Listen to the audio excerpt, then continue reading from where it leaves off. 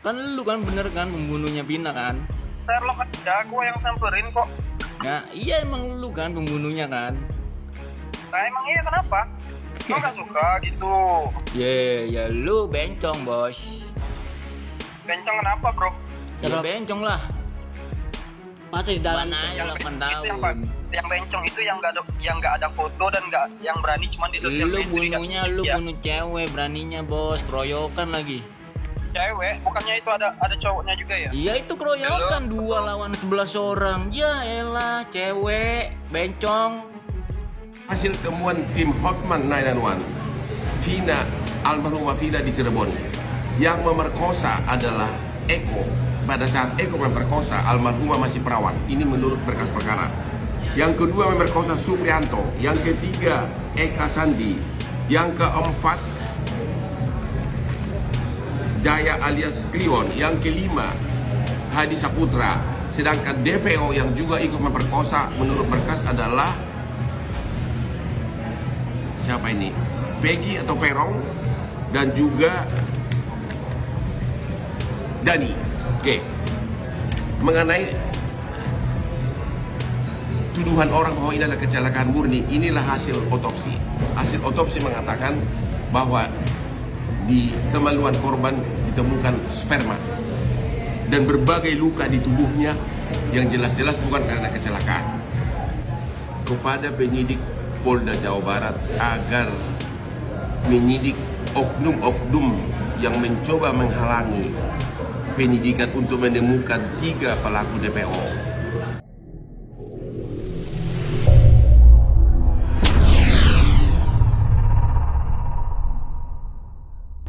Tampang terduga otak pelaku tragedi Vina yakni Egy viral di berbagai media sosial dengan mengenakan kacamata hitam. Diduga Egy asyik berfoto dengan rekannya.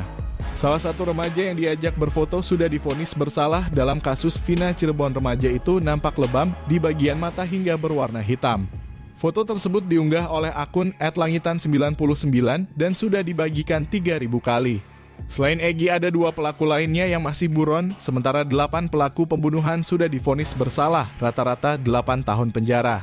Kasus ini sudah diambil alih Polda Jabar, polisi juga sudah menetapkan 3 tersangka dan ditetapkan sebagai DPO. Hanya saja dalam identitas dan ciri-ciri DPO itu tidak menampilkan foto, polisi berdalih mereka hanya mendapati nama yang belum jelas apakah asli atau samaran. Ada Peggy atau Perong, Andi dan Dani. Polisi juga mengatakan bahwa nama-nama yang beredar itu belum bisa dipastikan. Ketua Kompolnas Beni Mamoto menyindir penetapan DPO tanpa disertai foto.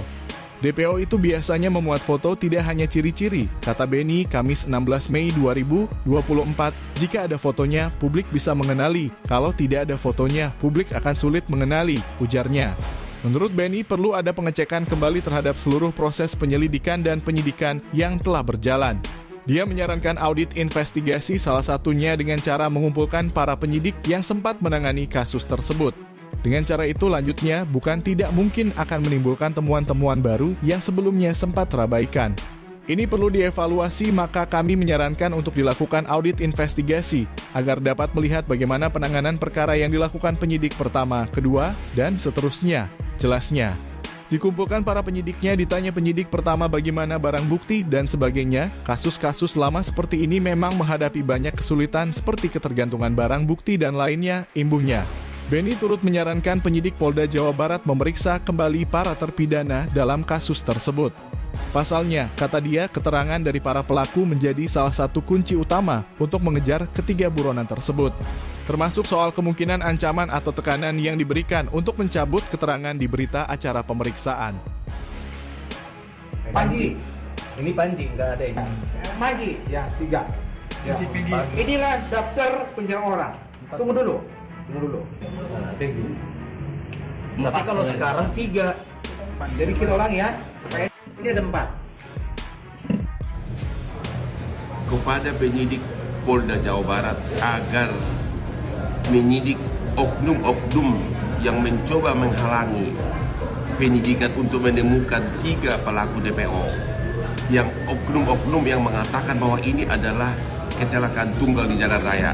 Mohon segera diproses pidana oknum-oknum tersebut. Mungkinkah ada tekanan dan ancaman dari ketiga pelaku ini? Sehingga para napi ini kemudian diam dan tidak menceritakan. Padahal kuncinya juga ada di mereka. Jadi perlu pendekatan khusus terhadap para pelaku yang napi ini. Pungkasnya, kasus pembunuhan Vina dan kekasihnya Eki di Cirebon masih menjadi misteri. Hal ini karena ada korban salah tangkap yang kini jadi terpidana dan menjalani hukuman seumur hidup. Salah satu keluarga terpidana, Benny, mengungkapkan bahwa adiknya menjadi korban salah tangkap pihak kepolisian dan menjalani pidana seumur hidup. Adik saya jalani hukuman seumur hidup karena kasus ini, namun dia tidak mengenal 3 daftar pencarian orang saat ini dan juga tidak mengenal Vina dan Eki, ucapnya. Benny menyebut bahwa sang adik harus mengakui perbuatan yang tidak dia lakukan lantaran ada pemaksaan agar mengaku telah membunuh Vina dan Eki. Benny menyebut bahwa para terpidana yang diduga korban salah tangkap tersebut merupakan teman-teman di sekitar rumahnya dan semuanya tidak mengenal 3 DPO yang dikeluarkan Polda Jabar termasuk juga Vina dan Eki. Sementara salah satu terpidana kasus pembunuhan pasangan kekasih Vina dan Eki di Cirebon, Saka Tatal, ia pun mengaku menjadi korban salah tangkap oleh pihak kepolisian. Saka mengklaim dirinya tidak pernah mengenal sosok kedua korban pembunuhan tersebut, karenanya ia mengaku heran mengapa polisi turut menyeret dirinya dalam kasus itu. Apa yang meninggal itu katanya? Dari kedua korban saya tidak mengenali semuanya. Gak ada yang kenal satupun. Satupun saya tidak mengenali.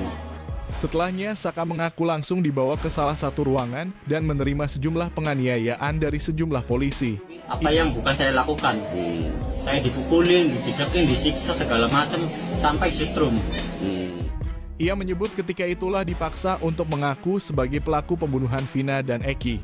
Pas sampai di kantor polisi itu saya enggak ditanya, tahu-tahu saya langsung disiksa, dipukulin, diinjak-injak sampai disetrum, dipaksa buat mengaku, katanya. Purnawirawan Komisaris Jenderal Polisi Susno Duadji mengkritisi pengungkapan kasus pembunuhan Vina Cirebon yang tidak kunjung selesai hingga 8 tahun lamanya. Susno Duadji menimpakan kesalahan kepada Kapolsek Cirebon dan Kapolda Jawa Barat yang memimpin saat kasus pembunuhan Vina Cirebon terjadi. Menurut mantan Kabareskrim Polri periode 2008-2009 itu kasus Vina Cirebon tidak akan melebar seperti saat ini apabila Kapolsek Cirebon atau Kapolda Jawa Barat saat itu berhasil menangkap 3 pelaku yang masih bersembunyi.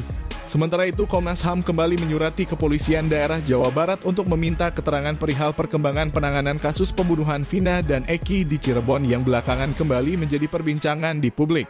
Komisioner Komnas HAM Uli Parulian Sihombing mengatakan pihaknya prihatin atas belum tertangkapnya 3 pelaku kasus pembunuhan di Cirebon yang masuk dalam daftar pencarian orang yaitu Pegi alias Perong, Andi, dan Dani.